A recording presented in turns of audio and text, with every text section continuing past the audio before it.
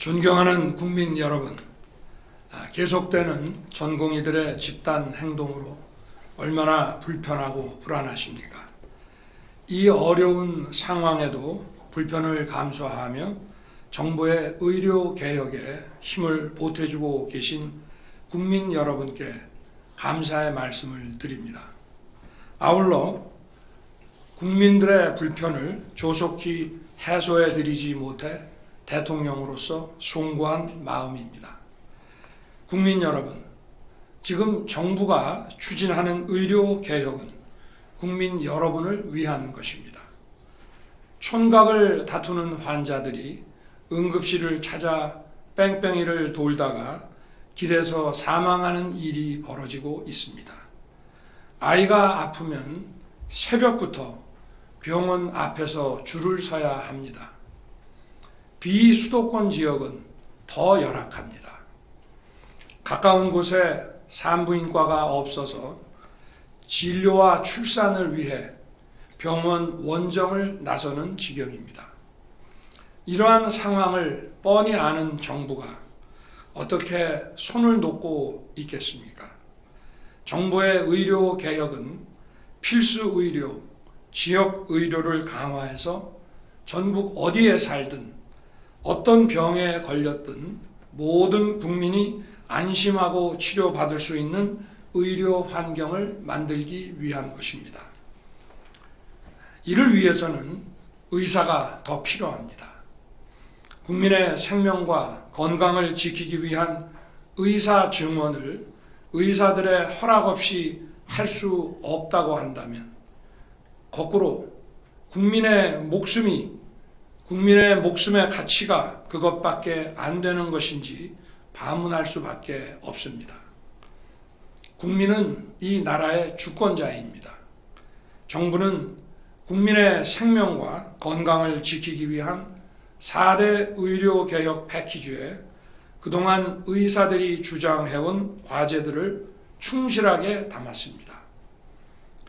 필수 의료, 지역 의료에 종사하는 의사들에게 공정한 보상과 인프라 지원을 해주기 위해 10조 원 이상의 재정을 투자하고 의료사고와 관련한 법적 리스크 부담을 완화해 주기 위해 사법 리스크 안전망을 구축하는 방안도 포함했습니다. 의료사고 처리 특례 법안, 필수 의료 투자 계획, 전공의 수련 환경 개선, 전문의 중심 병원 전환, 의료 전달 체계 개선 과제 등 국민과 의사 모두를 위한 구체적 개혁 방안을 제시했습니다. 그런데도 지금 전공의들은 50일 가까이 의료 현장을 이탈하여 불법적인 집단 행동을 계속하고 있습니다. 오로지 하나, 의사 증원을 막기 위해서입니다. 만일 증원에 반대하는 이유가 장래 수입 감소를 걱정하는 것이라면 결코 그렇지 않습니다.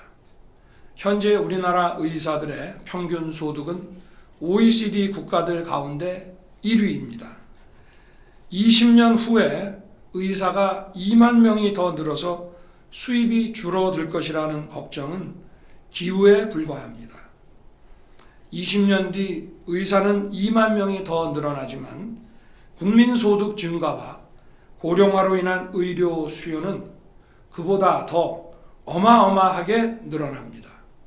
정부의 의료 개혁은 의사들의 소득을 떨어뜨리려는 것이 아닙니다. 필수 의료와 비필수 의료, 지역 의료와 수도권 의료 간의 의사들 소득 격차는 줄어들 수 있습니다만 전체적인 의사들의 소득은 지금보다 절대 줄지 않을 것입니다. 더욱이 의료 산업 발전에 따라 바이오, 신약, 의료기기 등 의사들을 필요로 하는 시장도 엄청나게 커질 것입니다.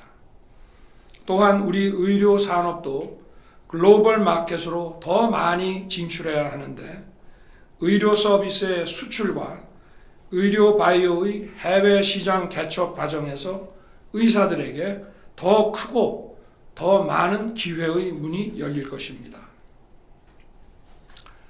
뿐만 아니라 정부는 지역 및 필수 의료 강화, 보상 체계 개선, 의료 인프라 구축에 앞으로 막대한 재정을 투입할 것이기 때문입니다. 그동안 역대 정부는 의료 문제를 건강보험 재정에만 맡겨왔을 뿐 적극적인 재정 투자는 하지 않았습니다. 그러나 저는 의료는 안보, 치안과 같이 국민의 안전에 관한 것이므로 국민의 생명과 건강을 지키는 의료 개혁에 막대한 재정을 투입하겠다고 약속드린 바 있습니다. 그리고 의료에 대한 정부의 재정 투자는 더 큰 민간 투자를 이끌어낼 것입니다. 게다가 지금 의대 정원을 늘린다고 해도 최소한 10년 이후에나 의료 현장에서 의사들이 늘어나기 시작하는 것입니다. 현재 우리나라 의사의 수는 11만 5천 명입니다. 10년 이후 매년 2,000명씩 늘기 시작하면 20년이 지난 2045년에야 2만 명의 의사가 더 늘어납니다. 저는 지금 의사를 증원하더라도 증원된 의료 인력이 배출되지 못하는 향후 10년 동안 우리 국민들께서 얼마나 큰 어려움을 겪으실지 그게 더 걱정입니다. 일부에서는 일시에 2,000명을 늘리는 것이 과도하다고 주장합니다. 심지어 정부가 주먹구구식 일방적으로 2,000명 증원을 결정했다고 비난하기도 합니다. 결코 그렇지 않습니다. 2,000명이라는 숫자는 정부가 꼼꼼하게 계산하여 산출한 최소한의 증원 규모이고 이를 결정하기까지 의사단체를 비롯한 의료계와 충분하고 광범위한 논의를 거쳤습니다. 현재 우리나라 의사 수가 부족한 현실은 상식을 가진 국민이라면 누구나 동의하실 것입니다. 실제 연구 결과도 이를 입증합니다. 정부는 국책연구소 등에서 다양한 방법으로 연구된 의사 인력 수급 체계를 검토했습니다.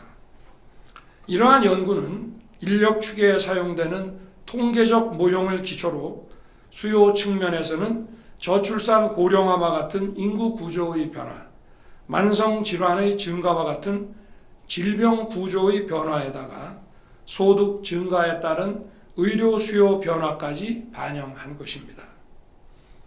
어떤 연구 방법론에 의하더라도 지금부터 10년 후인 2035년에는 자연 증감분을 고려하고도 최소 1만 명 이상의 의사가 부족하다는 결론은 동일합니다.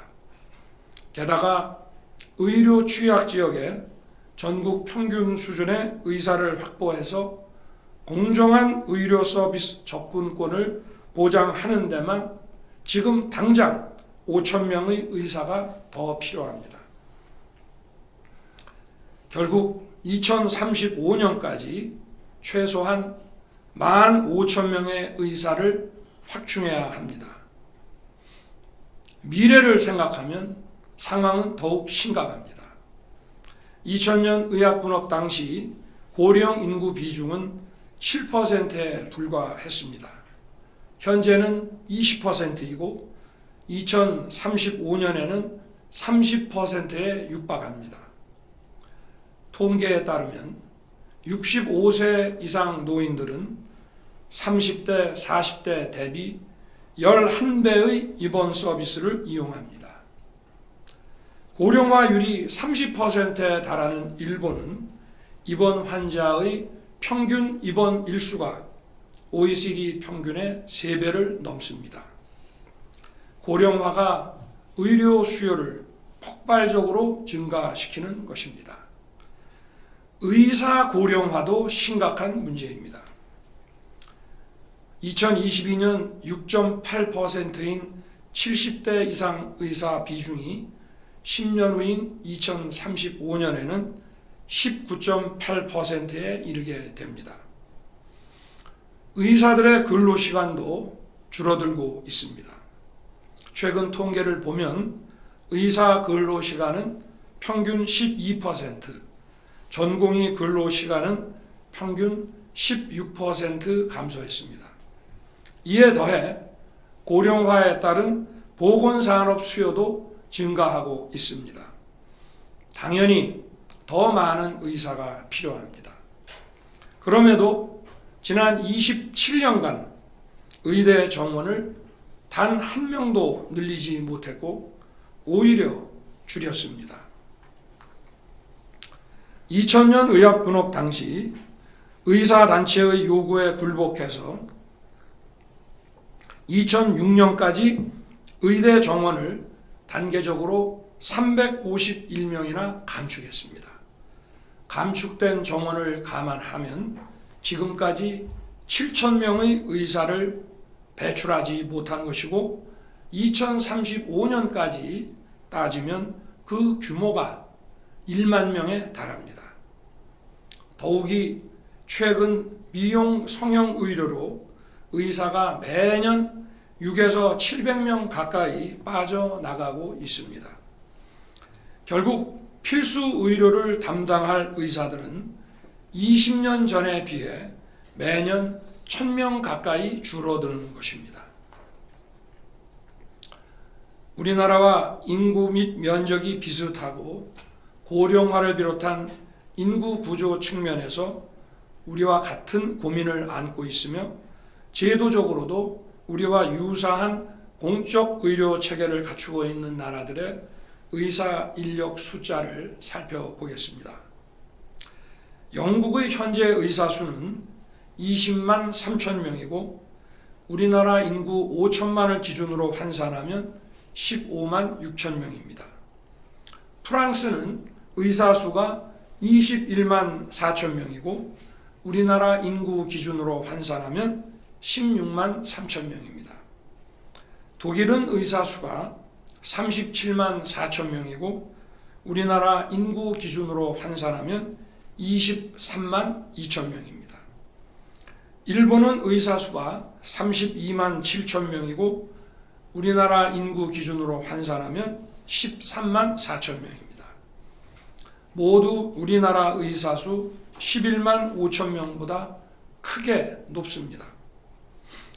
그럼에도 현재 매년 배출하는 의사 수가 영국은 11,000명, 프랑스는 10,000명, 독일은 11,127명, 일본은 9,384명입니다.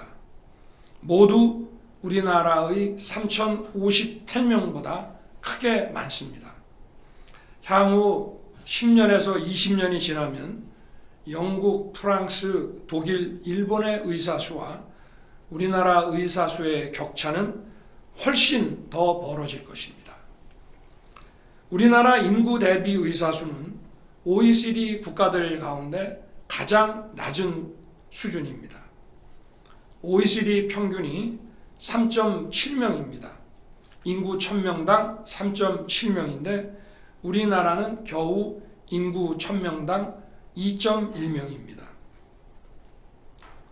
5천만 우리나라 인구 기준으로 환산하면 OECD 평균에 비해 무려 8만 명의 의사가 부족하고 의과대학생 수는 OECD 평균의 절반 수준입니다. 게다가 우리나라 고령 인구 증가 속도는 OECD 평균의 1.7배에 달해서 앞으로 의사 부족 문제가 더욱 심각해질 수밖에 없습니다.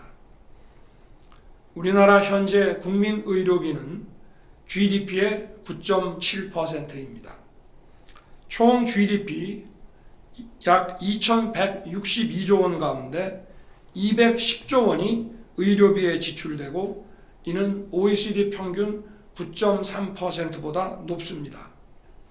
게다가 최근 6년간 우리나라의 GDP 대비 국민 의료비 증가 속도가 OECD 평균의 3배에 달할 정도로 의료 수요가 가파르게 증가하고 있습니다. 결국 급증하는 의료 수요를 감당하지 못해서 응급실 뺑뺑이 소아과 오픈런이 발생하는 것입니다. 의사 한 명이 너무 많은 환자를 진찰해서 3분 진료라는 말까지 나오고 있습니다. 지역의 종합병원과 지방의료원은 수억 원의 연봉을 제시해도 의사를 구하지 못하고 있습니다. 강원도에서 운영하는 영월의료원은 지난해 2023년 11월부터 8차례나 정신건강의학과 전문의 채용 공고를 냈습니다만 지원자가 단 한 명도 없었습니다. 속초의료원 역시 연봉 2억 2천만 원의 전문의 채용 공고를 냈습니다만 지원자가 없어 4번째 재공고를 올렸습니다. 전북 정읍시도 의사 채용을 위해 5번째 재공고를 하는 중입니다. 경남 산청보건의료원은 내과 전문의 채용에 1년이 걸렸습니다. 연봉을 3억 6천만 원까지 올려서야 겨우 의사를 구할 수 있었습니다. 또한 군, 경찰, 소방 등 특수 직군을 위한 병원은 장기 전문의를 구할 수 없어 특수 직군 맞춤형 진료 체계를 구축하는데 많은 곤란을 겪고 있습니다. 특히 군은 총상, 화상과 같은 외상, 화생방에 의한 호흡기 진료 등 일반 의료와 전혀 다른 특수성이 있어 군 경험을 오래 쌓은 의사가 필요합니다. 그런데 우리나라 군의관 2,500여 명 가운데 92%인 2,300여 명은 3년 복무를 하는 단기 군의관이고 매년 전체 군의관의 30%인 750명이 신규 군의관으로 교체됩니다. 우리 군 병력이 48만 명입니다. 실제로 군 의료 체계 내에서 임무를 수행하는 장기 군의관은 수련회를 제외하고는 130명밖에 되지 않습니다. 게다가 점점 더 많은 장기 군의관들이 의무 복무 기간만 마치면 군을 떠나고 있고 의대생들의 현역병 입대도 늘고 있습니다. 이제 군에 남아 군 의료에 전념하는 의사는 손에 꼽을 정도가 되었습니다. 미국의 국방의과대학, 일본의 방위의과대학처럼 과거 국방부에서 의무사관학교와 유사한 국방의학원 설립을 추진했습니다만 의료계의 반대로 무산된 바 있습니다. 이런 비정상적인 구조를 바로잡기 위해 의사 증원은 더 이상 늦출 수 없는 국가적 과제입니다. 게다가 의료 인력은 하루아침에 양성되지 않습니다. 예과 2년, 본과 4년에 의대 6년, 의대 졸업 후 인턴 1년, 레지던트 3년 내지 4년, 공중보건의 내지 군의관 3년 등 긴 시간이 필요합니다. 내년부터 의사 정원을 늘려도 2031년에야 첫 의대 졸업생이 나오고 전문의는 최소한 10년 이상 걸려야 배출됩니다. 2035년이 되어야 비로소 2,000명의 필수 의료를 담당할 수 있는 의사가 늘어나기 시작합니다. 현재 우리나라 활동 의사 수는 아까 말씀드린 바와 같이 11만 5천 명입니다. 전문의가 10년 후에 나오므로 20년 후에야 2만 명이 더 늘어납니다. 2,000명은 그냥 나온 숫자가 아닙니다. 말씀드린 대로 정부는 통계와 연구를 모두 검토하고 현재는 물론 미래의 상황까지 꼼꼼하게 챙겼습니다. 내년부터 2,000명씩 늘려도 급속한 고령화에 대응하고 지역 의료에 필요한 인력을 공급하기에는 부족합니다. 의대 정원 2,000명 증원은 국민의 생명과 안전을 지키는 헌법적 책무를 이행하고 급격한 고령화에 대응하기 위한 최소한의 증원 규모임을 다시 한번 말씀드립니다. 국민 여러분, 논의가 부족했다는 일부 의료계의 주장 역시 사실을 왜곡한 것입니다. 우리 정부는 2022년 5월 출범 이후 꾸준히 의료계와 의사 증원 논의를 계속해 왔습니다. 의료계가 참여하는 의료 현안 협의체, 의사 인력 수급 추계 전문가 포럼, 보건의료 정책심의위원회와 그 위원회 산하 의사 인력 전문위원회 등 다양한 협의기구를 통해 37차례에 걸쳐 의사 증원 방안을 협의해 왔습니다. 특히 대한의사협회와 보건복지부 양자협의체인 의료현안협의체에서는 2023년 1월 이후 무려 19차례나 의사 증원 방안을 논의해 왔습니다. 이 협의체에는 대한의사협회 산하단체인 대한전공의협의회도 참여하였습니다. 먼저 2023년 2월 9일 의료현안협의체 2차 회의에서 정부는 적정 의료인력 양성을 논의 과제로 제시했습니다. 같은 해 3월 16일 3차 회의에서는 보건복지부와 대한의사협회가 의료인력 확대와 필수 의료인력 재배치 그리고 의사 근무 여건 개선 방안을 병행하여 논의하기로 한 바 있습니다. 3월 30일 제5차 회의에서 보건복지부는 대한의사협회에 의사 수급 전망 연구 결과를 제시하며 부족한 의사 수를 설명하고 전공의 협의회 회의와 대한의사협회 대의원 총회에서 반드시 의대 정원 증원을 논의해 달라고 요청했습니다. 4월 20일 7차 회의에서는 의사 증원과 함께 추진해야 할 정책을 논의하고 대한의사협회 대의원 총회에서 의사 인력 확충과 재배치 방안을 논의해 줄 것을 다시 요청했습니다. 이어 5월 4일 8차 회의에서 보건복지부는 의료 인력 충원에 대한 대한의사협회의 협의 원칙과 방향 제시를 요구하였습니다.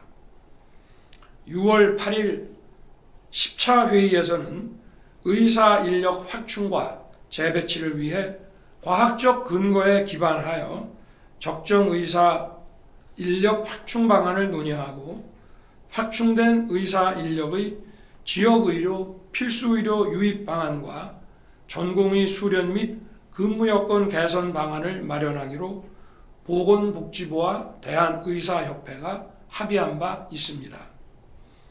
2023년 8월 16일에는 법적 심의기구인 보건의료정책심의위원회에서 대한의사협회, 대한병원협회를 비롯한 의료서비스 공급자 단체, 수요자 단체 대표들과 함께 의사 인력 확충 방안을 논의했습니다. 보건의료정책심의위원회 산하의 의대 교수, 전공의협의회 대표, 병원장, 전문가들로 의사인력 전문위원회를 구성해서 의사인력 증원과 양성에 관한 세부 정책 논의를 병행하기로 했습니다. 의사인력 전문위원회에서는 2023년 8월부터 12월까지 무려 9차례에 걸쳐 의사인력 수급 전망과 증원 규모, 의대 정원 확대 규모와 의대 교육 역량, 전공의 수련 개선 방안과 전문의 제도 개선 방안을 논의했습니다. 또한 정부는 이러한 논의 결과를 빠짐없이 의료 현안 협의체를 통해 대한의사협회와 그 산하 대한전공의협의회에 계속 설명했습니다. 대한의사협회는 2023년 11월 15일 의료현안협의체 제17차 회의에서 과학적 객관적 데이터에 입각하고 필수 의료, 지역 의료를 살리는 대책이 선행된다면 의대 정원 확대 논의가 가능하다는 입장을 밝히기도 했습니다. 2023년 12월 계속된 제20차부터 23차 회의에서 정부와 대한의사협회는 의사 현황과 의사 수요, OECD 사례 등에 기반해 의사 인력 확충 방안을 계속 논의해 왔습니다. 정부는 지역 간 의료 격차 통계, 미래 의료 수요 증가와 의사 수급 전망, 의료 현장 실태 조사 결과 등 의사 부족과 증원의 근거를 제시했습니다. 또한 의료사고 법적 부담 완화 방안, 전공의 근로 여건 개선을 포함한 인력 시스템 혁신 방안, 의료 전달 체계 개선 방안 등 의사 증원과 함께 추진할 정책 과제를 논의했고, 의학교육 평가 인증 기준 개선, 교수 인력 확대 등 의학교육의 질을 높이는 방안도 논의했습니다. 이처럼 논의를 계속한 끝에 2024년 1월 15일과 16일에 걸쳐 대한의사협회, 대한전공의협회, 대한병원협회 등 6개 단체에 공문을 보내 적정 의대 증원 규모에 대한 의견을 제출해 달라고 요청했습니다. 아울러 2024년 1월 17일 보건복지부는 제25차 의료 현안 협의체에서 의대 증원 규모를 제시해 달라고 의사협회에 공식적으로 요청했습니다. 이에 대해 대한의사협회는 의대 정원 증원 규모에 대한 의견을 제출하지 않았습니다. 그러면서 의사가 부족하지 않다는 주장만 되풀이했습니다. 대한전공의협의회 역시 아무런 의견을 제출하지 않았습니다. 한편 정부는 2023년 10월 19일 필수의료 혁신 전략을 발표한 이후 의학교육의 질을 유지하면서 확대 가능한 의대 정원 규모를 파악하기 위해 2023년 10월 27일부터 11월 9일까지 전국 40개 의과대학을 대상으로 증원 수요 조사를 진행했습니다. 우리나라 의과대학의 현재 입학 정원이 전부 합쳐서 3,058명입니다. 전체 의과대학이 제시한 2025학년도 의대 입학 정원의 증원 수요는 최소 2,151명에서 최대 2,847명에 달했습니다. 나아가 각 대학은 정원을 지속적으로 확대해서 2030학년도까지 최소 2,738명에서 최대 3,953명의 추가 증원을 희망했습니다. 이는 향후 대학이 정부 지원 등에 의한 추가 교육 여건 확보를 전제로 제시한 추가 증원 희망 규모입니다. 이와 함께 정부는 이처럼 의대 정원을 늘려도 교육의 질은 떨어지지 않음을 여러 통계와 조사로 확인했습니다. 2023년 기준으로 의대 전임교원 1인당 학생 수는 평균 1.6명으로 증원을 해도 법정 기준인 교원 1인당 학생 수 8명에는 크게 못 미칩니다.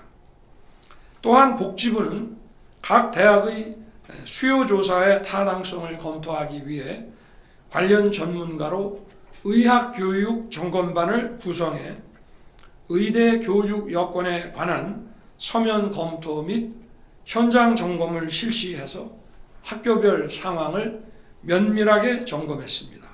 실제로 의과대학을 운영하는 40개 대학이 2024년 2월 22일부터 3월 4일까지 정부에 제출한 2025학년도 의대 정원 증원 신청 인원은 서울 소재 8개 대학이 합해서 365명, 경기 인천 소재 5개 대학이 565명, 비수도권 27개 대학이 2,471명으로 총 3,401명에 달했습니다. 이는 2023년 11월 각 대학이 회신한 의대 증원 최대 규모인 2,847명을 훨씬 뛰어넘는 수치입니다. 국민 여러분, 이처럼 정부는 확실한 근거를 갖고 충분한 논의를 거쳐 2,000명 의대 정원 증원을 결정했습니다. 국민의 의료 수요를 충족시킬 수 있는 적정 수준의 의료 서비스를 공급하려면 의사 인력이 먼저 충분히 공급되어야 하고 교육과 훈련도 뒤따라야 합니다. 의료 인력 양성에 시간도 오래 걸리기 때문에 중장기적인 인력 계획과 정책이 중요합니다. 그런데 증원 규모에 대한 구체적 숫자를 제시해달라는 정부의 요청에 묵묵부답으로 일관하던 의료계는 이제 와서 근거도 없이 350명, 500명, 1,000명 등 중구난방으로 여러 숫자를 던지고 있습니다. 뿐만 아니라 지금보다 500명에서 1,000명을 줄여야 한다는 으름장도 놓고 있습니다. 의료계가 증원 규모를 2,000명에서 줄여야 한다고 주장하려면 집단 행동이 아니라 확실한 과학적 근거를 가지고 통일된 안을 정부에 제시해야 마땅합니다. 더 타당하고 합리적인 방안을 가져온다면 얼마든지 논의할 수 있습니다. 정부의 정책은 늘 열려있는 법입니다. 더 좋은 의견과 합리적 근거가 제시된다면 정부 정책은 더 나은 방향으로 바뀔 수 있는 것입니다. 하지만 제대로 된 논리와 근거 없이 힘으로 부딪혀서 자신의 뜻을 관철시키려는 시도는 결코 받아들일 수 없습니다. 불법 집단 행동을 즉각 중단하고 합리적 제안과 근거를 가져와야 합니다. 정부가 충분히 검토한 정당한 정책을 절차에 맞춰 진행하고 있는데 근거도 없이 힘의 논리로 중단하거나 멈출 수는 없습니다. 꼭 2,000명을 고집할 이유가 있냐? 점진적 증원을 하면 되지 않느냐고 묻는 분도 계십니다. 애초에 점진적 증원이 가능했다면 어째서 지난 27년 동안 어떤 정부도 단 한 명의 증원도 하지 못한 것인지 되묻고 싶습니다. 단계적으로 의대 정원을 늘리려면 마지막에는 초반보다 훨씬 큰 규모로 늘려야 하기 때문에 지금과 같은 갈등을 매년 겪을 수밖에 없습니다.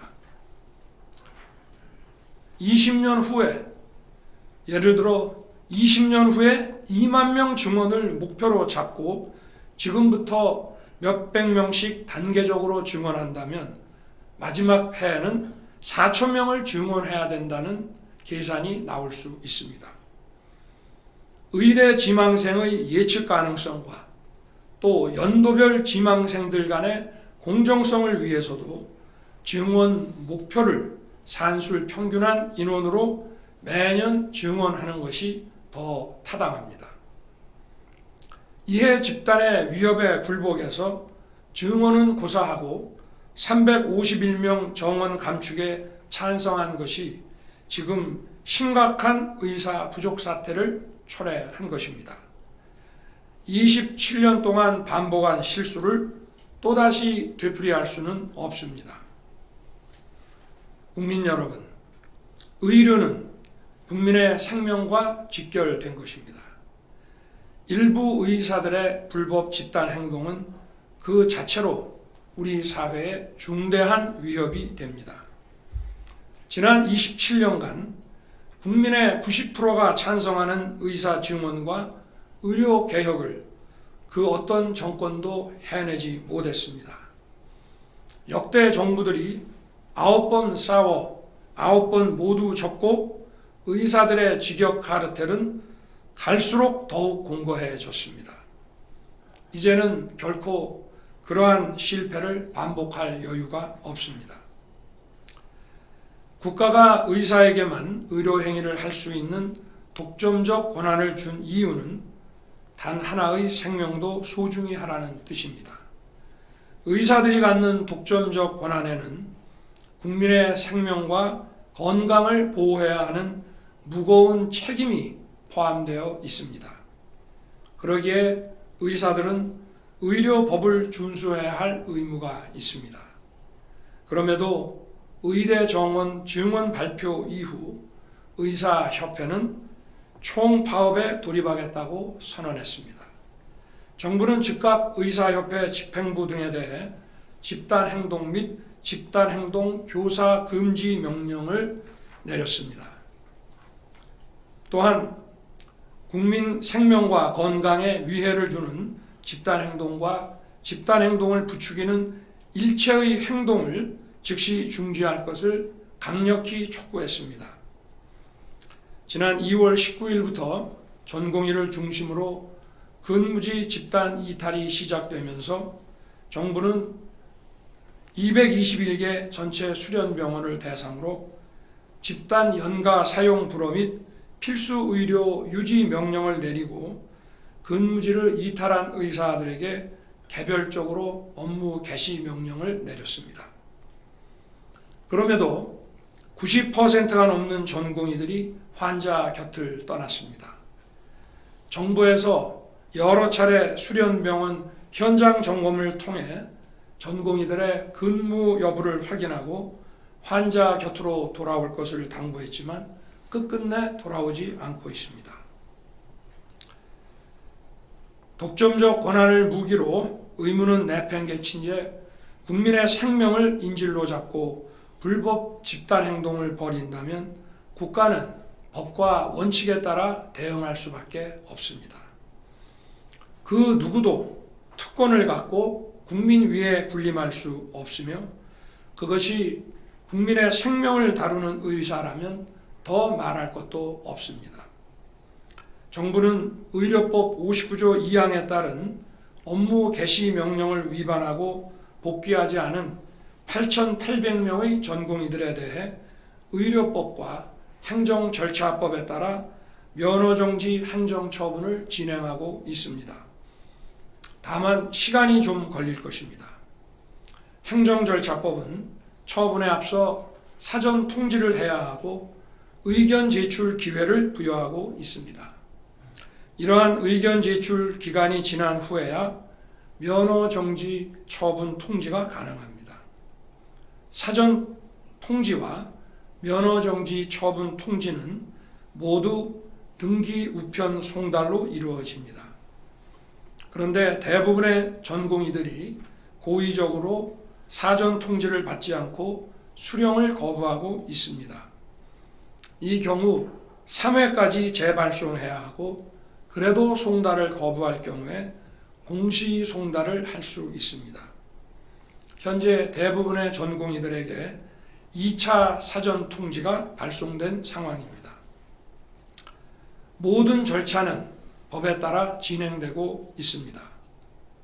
전공의 여러분, 통지서 송달을 거부할 것이 아니라 지금이라도 의료 현장으로 돌아와 주기 바랍니다. 제가 대통령으로서 앞으로 수많은 국민의 생명을 구하고 또 수많은 국민의 건강을 지켜낼 여러분을 제재하거나 처벌하고 싶겠습니까? 여러분은 대한민국의 매우 중요한 미래 자산입니다. 국민이 여러분에게 거는 기대와 여러분의 공적 책무를 잊지 말아 주시기 바랍니다. 환자가 기다리고 있는 의료 현장으로 조속히 복귀해 주십시오. 국민 여러분, 지금 일부 의사들은 정부의 조건 없는 대화 제안마저 거부하고 있습니다. 대한의사협회는 의사 정원 감축에 대해 복지부 장차관 파면까지 요구하고 있습니다. 대한의사협회는 그동안 복지부 장차관과 또 복지부 관계자들과 수십 차례 의사 정원 문제를 논의하지 않았습니까? 심지어 총선에 개입하겠다며 정부를 위협하고 정권 퇴진을 운운하고 있습니다. 이러한 행태는 대통령인 저를 위협하는 것이 아니라 국민을 위협하는 것입니다. 정치라는 것이 무엇입니까? 정치란 바로 우리 국민의 문제를 해결하는 것입니다. 국민을 불안하고 불편하게 만드는 구조적인 문제를 잘 알면서도 이해 집단의 저항에 굴복한다면 정치가 존재하지 않는 것입니다. 정상적인 국가라고 할 수 없습니다. 저는 국민 여러분께 반드시 해결하겠다고 약속드린 여러 개혁 과제들을 해결하기 위해 지금까지 전력을 다해왔습니다. 구조적, 고질적 문제를 개혁하는 것이 바로 국민이 선출한 정부의 역할이기 때문입니다. 제가 정치적 득실을 따줄 줄 몰라서 개혁을 추진하는 것이 아닙니다. 국민이 고통에 신음하는 모습을 오랫동안 보았기 때문입니다. 누군가 국민과 국익만 바라보고 유불리를 따지지 않고 개혁에 뛰어들지 않는다면 이 나라에 미래가 없기 때문입니다.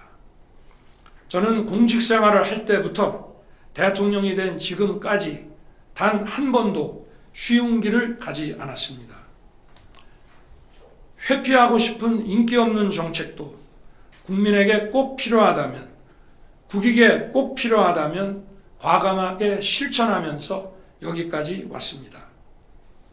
2022년 화물연대의 집단 운송 거부 사태 당시 이길 수 없는 싸움이라며 타협해야 한다는 의견이 많았습니다.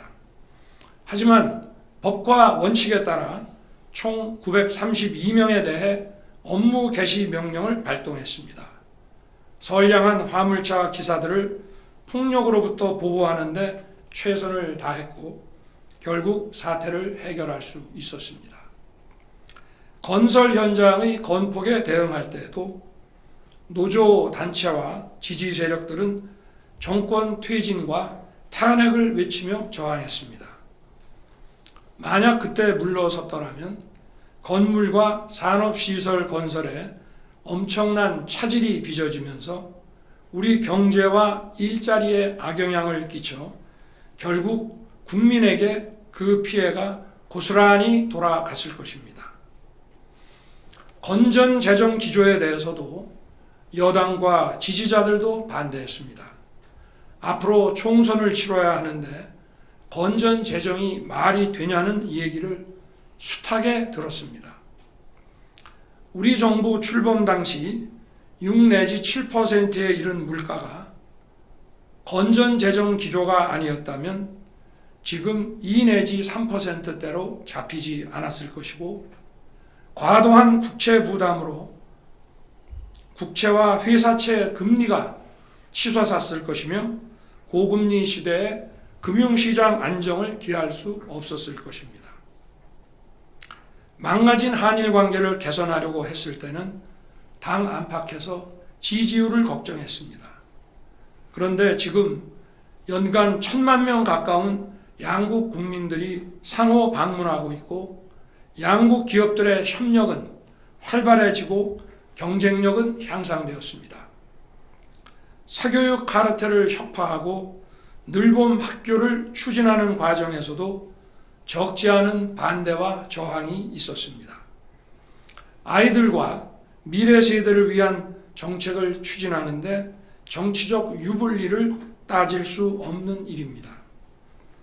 원전 정책 정상화는 탈원전 세력들의 강력한 저항에 부딪히기도 했습니다. 하지만 결국 원전 생태계가 살아났고 우리 모든 산업 생태계가 활력을 찾게 됐습니다.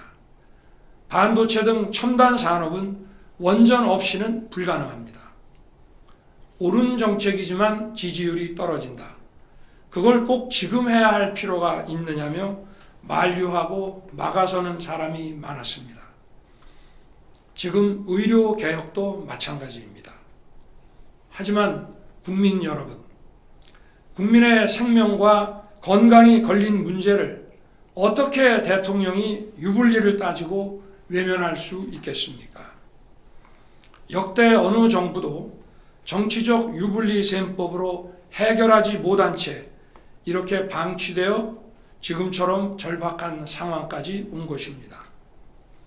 저는 이것이 바로 민주주의의 위기라고 생각합니다. 국민 여러분께서 저를 불러내셔서 이 자리에 세워주신 이유가 무엇인지 저는 잘 알고 있습니다. 국민의 보편적 이익에 반하는 기득권 카르텔과 타협하고 굴복하지 않아야 한다는 것 잘 알고 있습니다. 국민 여러분, 지금도 의사의 본분을 지키면서 국민 곁을 지키고 계시는 많은 의사들이 있습니다. 이분들과 국민 여러분의 협조로 현재 비상의료 체계를 유지하고 있습니다. 현장을 지키고 계신 의사, 간호사, 간호조무사를 비롯한 모든 의료진께 깊이 감사드립니다. 정부도 최선을 다할 것입니다. 그리고 현장 의료진 여러분을 국가 재정으로 충분히 지원해 드리겠습니다.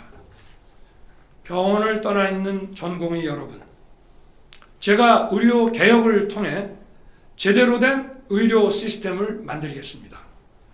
우리나라의 의학과 의료 산업의 경쟁력을 세계 최고로 만들 수 있도록 막대한 재정 투자를 하겠습니다. 집단 행동을 하겠다면 의사 증언을 반대하면서 할 게 아니라 제가 여러분에게 드린 약속을 지키지 않을 때 하시기 바랍니다. 전공의 여러분, 이제 그만 집단 행동을 중단하고 돌아가 주기 바랍니다. 제가 의료 현장에서 만난 의사들은 헌신적인 분들이었습니다. 의사 단체는 하루라도 빨리 정부와 테이블에 앉아 무엇이 국민의 생명과 건강을 위한 길인지 논의에 나서야 합니다. 의사, 간호사, 간호조무사 등 의료 관련 직업 간 광범위한 협력을 통해 의료 개혁을 이루어내야 합니다. 저는 의료 개혁을 위한 대통령 직속 특별위원회 설치를 이미 제안한 바 있습니다. 또 국민, 의료계, 정부가 참여하는 의료 개혁을 위한 사회적 협의체 구성도 좋습니다. 국민 여러분, 대통령은 국민에게 겸손해야 하고 사회적 약자에게는 더 깊이 머리를 숙여야 합니다. 그러나 저는 국민을 보호해야 하는 헌법상 책무를 지고 있는 대통령입니다. 국민을 힘들게 하고 괴롭히는 일이 있다면 제게 주어진 책무를 확실하게 이행해야 합니다. 의료개혁이라는 과업에서 의사 증언은 최소한의 필요 조건일 뿐이고 더 많은 충분 조건들이 보태지면서 완성될 것입니다. 국민 여러분, 지금은 용기가 필요할 때입니다. 정책 추진과 성공의 동력은 결국 국민 여러분의 성원과 지지입니다. 국민 여러분과 정부가 손을 잡고 정당한 정책을 함께 추진해 나갈 때 비로소 정책이 성공할 수 있고 그 혜택을 온 국민이 누릴 수 있습니다. 정부가 국민을 위한 의료 개혁을 반드시 완수할 수 있도록 국민 여러분의 성원과 지지를 간곡히 부탁드립니다. 저와 정부는 더욱 자세를 낮추고 우리 사회의 약자와 국민 여러분의 목소리에 더욱 귀를 기울이겠습니다. 작은 목소리 하나 놓치지 않고 국민을 위한 일이라면 온 힘을 다하겠습니다. 국민 여러분, 대통령인 제게 가장 소중한 절대적 가치는 바로 국민의 생명입니다. 감사합니다.